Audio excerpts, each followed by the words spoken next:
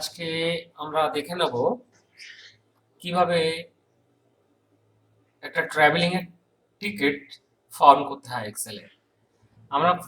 আমরা দেখছি বাম দিকে ফার্স্ট কলমে প্রত্যেকটা স্টপেজের নাম দেওয়া রয়েছে: ফটিকগাছি, গঙ্গাধরপুর, ধুলাগড়ি, আলমপুর, পোদরা, দাসনগর, টিকিয়াপাড়া, দেন হাওড়া।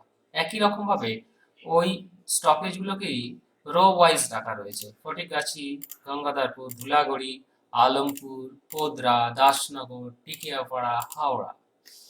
এবারে ফার্স্ট কলামে আমরা ডিস্টেন্স গুলো মেজার করেছি, যেমন ফটিকগাছি থেকে গঙ্গাধরপুরের distance 3 kilometre, then Dhulagori 5 kilometre, then 8, 12, 16, 19 and 21।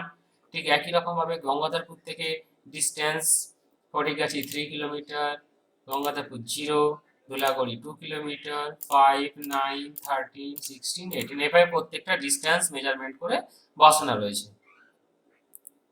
ঠিক একদম নিচে আমরা একটা টিকিটকে সাজিয়ে নিয়েছি, প্রিন্টেবল টিকিট।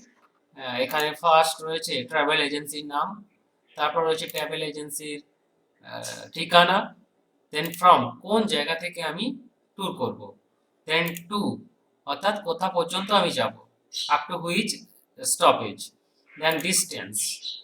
তাহলে ডিস্টেন্সটা অটোমেটিক্যালি ক্যালকুলেট হবে and will be fetched from the data sheet area or mother database area, and fare per kilometer, fare per kilometer হচ্ছে একটা ফ্ল্যাট অ্যামাউন্ট আমরা এখানে বসাবো, যখন পার কিলোমিটার রেট যা হবে সিচুয়েশন অনুসারে সেটা এখানে আমরা ইনপুট দিয়ে থাকবো, এবং টিকিটের মূল্য কত আসছে সেটা অটোমেটিক্যালি ক্যালকুলেশন হয়ে যাবে।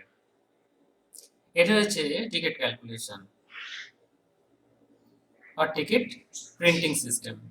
তো আমরা ধরা যাক কোন একজন ব্যক্তি তিনি ধুলাগড়ি থেকে বাসে উঠলেন এবং নামলেন তিনি টিকিয়াপাড়ায়, তাহলে ওনার ডিস্টেন্স 14 কিলোমিটার, টোটাল কস্ট হচ্ছে 28 টাকা টিকিট। ঠিক একই রকম ভাবে ধরা যাক কেউ ফটিকগাছি থেকে উঠলো এবং সে নামলো দাসনগর, তাহলে সেক্ষেত্রে টিকিটের ভাড়া আমরা দেখতে পাচ্ছি 32 টাকা।